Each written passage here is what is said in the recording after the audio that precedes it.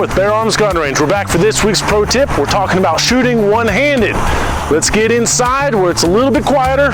We'll get into it. Welcome back. There are a number of reasons why you might need to shoot one-handed. So I think it's important to practice shooting both strong hand and support hand. There are a couple of concepts that come into play when we just use one hand. First, let's talk about our stance. We move away from our traditional two-handed stance with the gun in one hand. We kind of want to lead our stance with that foot on that side. This causes a pivot in the hips, which causes an angle of the upper body.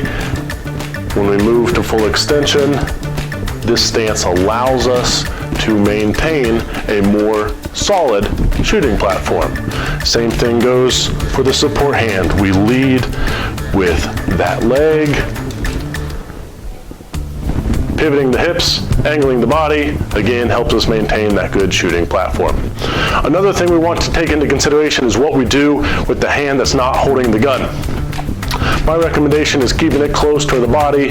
This also helps maintain that solid core when working on maintaining that solid shooting platform. So I just tend to keep it close to my body, up on my chest. This helps maintain that solid shooting platform. The next thing we're going to talk about is how to put the gun into the other hand. I use a technique, I call it the paintbrush method.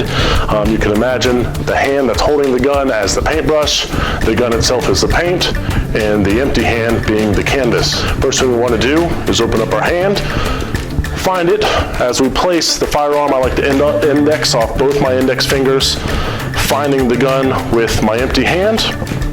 And then the next concept is moving the thumb out around the firearm, and this is where I like to imagine I'm painting the gun onto my other hand. It works both ways. This allows us to develop a good one-handed grip with either hand.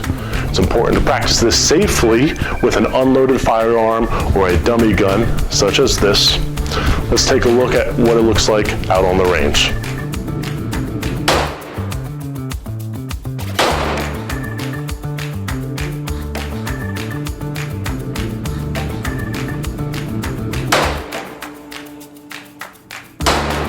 It's important to practice safely with an unloaded firearm or a dummy gun before you ever attempt doing this on the range. I believe that's it for this week. We'll see you all next time. Have a good week.